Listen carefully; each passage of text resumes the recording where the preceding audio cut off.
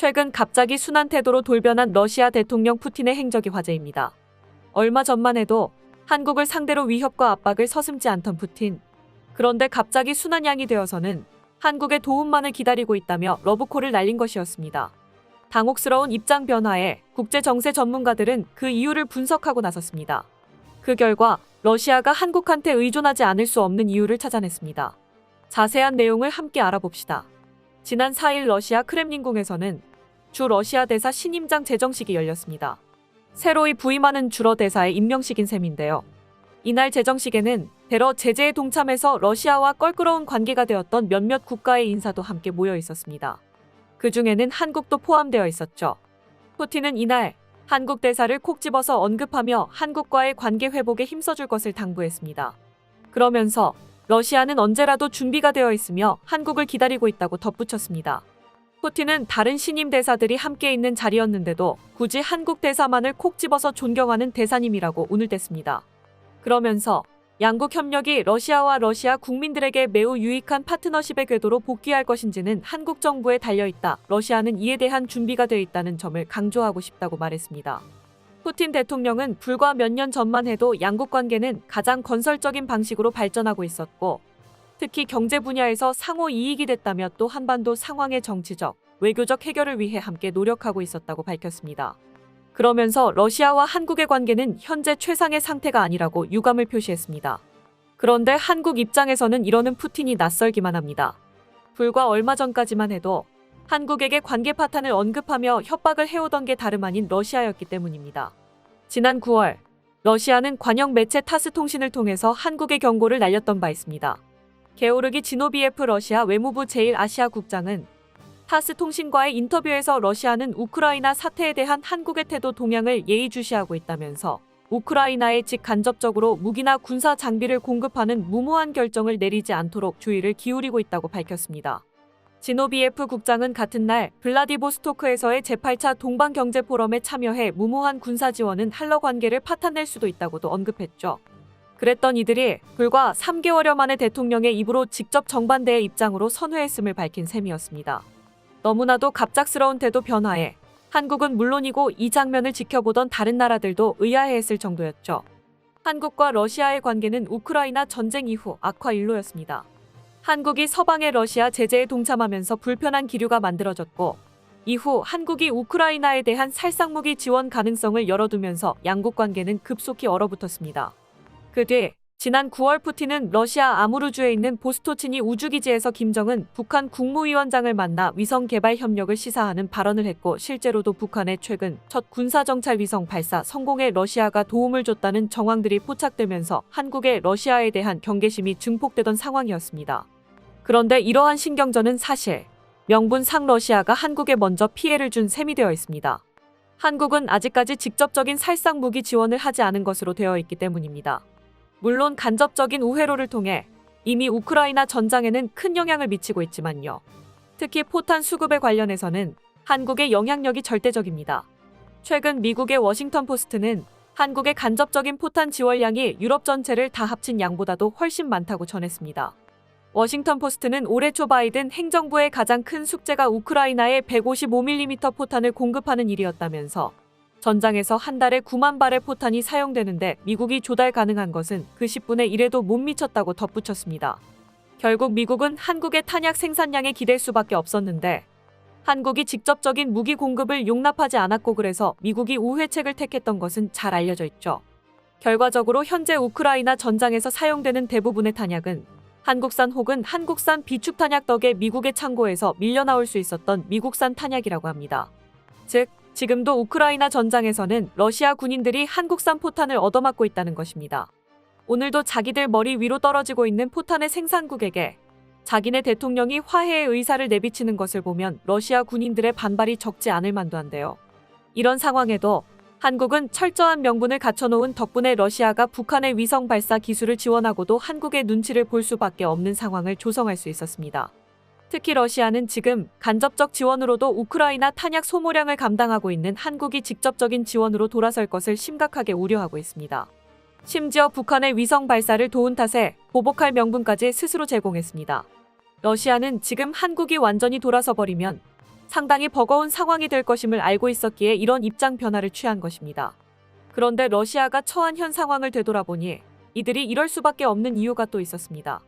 러시아 경제의 마지막 한 줄기 희망이 한국이나 마찬가지이기 때문입니다. 개전 이후 전시체제로 돌입한 러시아는 가장 먼저 서방의 경제 제재에 마주쳐야만 했습니다. 결코 성공적이었다고는 말할 수 없지만 그렇다고 해서 러시아의 타격이 없었느냐고 하면 그건 아니었죠. 러시아 경제는 풍전등화와 같은 상태로 간신히 버티고 있을 뿐이었습니다. 그리고 이 상황을 누구보다도 반겼던 것은 제재를 걸었던 서방 국가들이 아니라 줄곧 같은 편이라고 생각했었던 중국이었습니다. 원래 레드팀 국가들은 블루팀과는 다르게 자기들끼리 단합이 제대로 되지가 않습니다. 그저 반서방이라는 슬로건 아래 모여 있을 뿐 정치 체제의 성분도 각자의 목표도 어느 하나 맞는 것이 없죠. 그러니 이득이 된다 싶으면 뒤통수도 거리낌 없이 치는 것입니다. 중국은 서방 제재로 판로가 틀어막힌 러시아 기업들에게 선심쓰는 척 수출길을 열어줬습니다. 규제를 뚫는 것이 사실상 불가능했던 러시아 기업들은 너나 할 것 없이 중국에 몰렸고 자연히 러시아 경제의 중국 의존도는 높아져만 갔습니다. 이러한 상황을 관측하던 미 CIA 국장 윌리엄 번스는 이대로 가다간 러시아가 중국의 경제 식민지로 전락할 수 있다고 분석했습니다. 현재 중국의 최대 원유 공급국은 러시아가 되었습니다. 지난해만 해도 사우디가 원유 8,749만 톤을 중국에 수출해 공급량 1위를 기록하고 있었습니다. 8,620만 톤을 공급한 러시아는 2위에 불과했죠. 그러나 알렉산드르 노박 러시아 부총리는 올해 러시아의 대중 에너지 공급이 여기서 40%가량 증가할 것이라고 내다봤습니다. 일반적인 무역량 역시 비슷한 추세입니다. 중국 해관총서에 따르면 최근 중국과 러시아의 교역 규모는 무려 연간 30%씩 비정상적인 속도로 급성장하고 있습니다. 올해 초부터 3개월간 두 나라 간 교역 규모는 731억 달러, 하나 약 96조 6천억 원으로 지난해 같은 기간보다 41.3%나 늘었습니다. 중국에 대러 수출이 67.2% 늘어난 약 44조 4천억 원, 러시아의 대중 수출은 24.8% 증가해 약 52조 1천억 원에 달했죠. 이런 추세라면 양국 교역 규모가 올해 말엔 사상 최고치인 264조 5천억 원에 달할 것으로 전망됩니다. 언뜻 보면 러시아는 중국을 통해서 경제 부양의 활로를 찾은 것으로 보입니다. 실제로 중국은 결코 적지 않은 수준의 적자까지 보면서 러시아와 무역을 이어나가고 있습니다. 하지만 실상은 달랐습니다. 중국이 본 적자는 사실은 투자였죠. 중국은 결코 손해를 보는 장사를 하지 않았습니다. 이 조치에 대한 대가로 블라디보스토크 항구의 사용권을 따온 것만 봐도 알 수 있는데요. 중국은 이를 통해 물류 비용을 크게 아낄 수 있게 되었고 장기적인 관점에서는 러시아가 중국에 다소 굴욕적으로까지 도움을 받고 있는 형국입니다. 우크라이나 전쟁이 장기화할수록 러시아 경제는 중국의 좌지우지 될 것입니다. 중국은 전략적으로 러시아를 이용해 국익을 챙기면서 국력도 강화할 것이 분명하죠. 제주는 곰이 넘고 도는 왕서방이 버는 셈이라는 말까지 나오고 있습니다. 러시아도 사실은 당장의 살 길을 찾느라 중국의 손을 빌리고 있지만 이런 상황이 달갑지가 않습니다. 중국이 그간 다른 나라에서 돈줄을 쥐고 흔들면서 벌였던 갖은 행패를 생각하면 당연한 일인데요. 그래서 이번에 더더욱 한국에 의존하는 발언을 꺼낸 것입니다. 푸틴의 발언 내용과 마찬가지로 한국과 러시아는 전쟁 전까지만 해도 활발한 경제 교류를 하고 있었습니다. 한국의 식품 기업, 자동차 기업 등이 현지에서 큰 인기를 끌고 있다는 것은 아시는 분들도 많죠. 이러한 인기의 배경에는 한국 기업들이 러시아에서 보여줬던 좋은 이미지의 덕이 컸습니다. 1998년, 2008년, 2014년 세 차례의 경제 위기를 겪었던 러시아는 대부분의 국민들이 크고 작은 타격을 입었고 서방의 기업들은 러시아 사업을 축소하거나 아예 철수해버리기도 했죠. 그러나 한국 기업들은 끝까지 러시아 시장에 남아 영업을 계속했고 이 덕분에 한국은 의리를 지킨다는 이미지가 러시아 사람들에게 각인되었습니다. 그래서 한국과 러시아는 명세기 냉전기 내내 적성국이었음에도 2020년 문체부가 조사한 국가 이미지 조사 보고서에 따르면 러시아의 한국 긍정평가 비율은 무려 89.8%에 이릅니다. 탈냉전 후 20여 년 만에 이뤘다고는 상상하기 어려운 놀라운 성과죠. 전쟁이 터지고 나서도 한국은 러시아와 가능한 한교류를 유지하려고 노력했고 결과적으로는 제재에 동참하게 되었지만 러시아 국민들도 그러한 입장을 이해하고 있습니다. 그렇지 않고서야 이들이 아직까지 한국 식품기업의 라면을 찾아 먹거나 인근 국가에서 중고 한국차를 웃돈 줘가면서 사다 쓰지는 않겠죠. 이런 상황에서 점점 일상생활 안으로 중국산 공산품들이 스며들어오고 있는 러시아.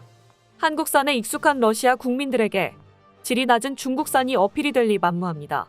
나라가 처한 상황 때문에 어쩔 도리 없이 중국과 교류를 하고 있지만 일반 국민들의 반발 여론이 점차 쌓여가고 있는 것입니다.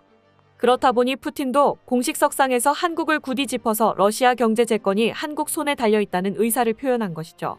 당장에 실제로 러시아 경제를 부양하고 있는 것이 막대한 규모의 중국 자본임에도 이를 구태여 마다하고 한국의 손길을 찾고 있는 셈입니다. 현재 한국은 외교부 성명을 통해 러시아의 이러한 러브콜에 대한 입장을 내놓은 상태입니다. 푸틴에 대한 직접적인 언급은 피했지만 한반도의 평화와 안정, 러시아 내 우리 기업과 국민을 보호하기 위해 필요한 소통을 계속하겠다고 밝혀뒀죠.